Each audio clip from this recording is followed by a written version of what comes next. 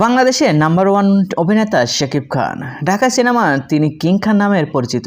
1999 সালে অনন্ত ভালোবাসা ছবিতে কাজ করার মধ্য দিয়ে অভিনয়ে পা রাখেন তিনি।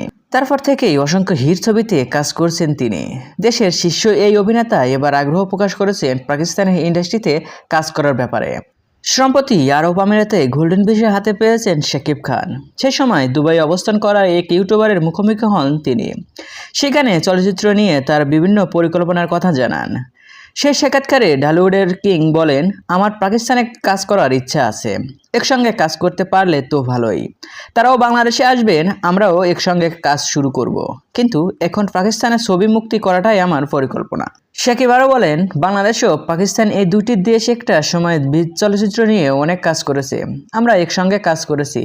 দুই দেশ মিলিয়ে শবনম ম্যাডাম, নাদিয়া জি এনারা একটা সময় কাজ করে গেছেন। বাংলাদেশে তাদের সুখ্যাতি ছিল। এছাড়াও বাংলাদেশের বহু শিল্পীও পাকিস্তানে কাজ করেছেন। সাক্ষাৎকারে এই মেগাস্টার বলেন, আমরা একসঙ্গে আবারও শুরু করব। আমি যখন পাকিস্তানে কোনো কাজ দেখি তখন আমরা শেয়ার করি, একে নিয়ে এমন কাজ করতে চাই, ওকে নিয়ে এমন কাজ করতে চাই। আমি পাকিস্তানের অভিনেতা অভিনেত্রীদের সঙ্গে কাজ করতে চাই। সো ভিউয়ার্স, শাকিব খানের মতামতে আপনাদের কি মতামত? আর হ্যাঁ, বিনোদন জগতের সকল ভিডিও পেতে চ্যানেলটি সাবস্ক্রাইব করুন। ধন্যবাদ।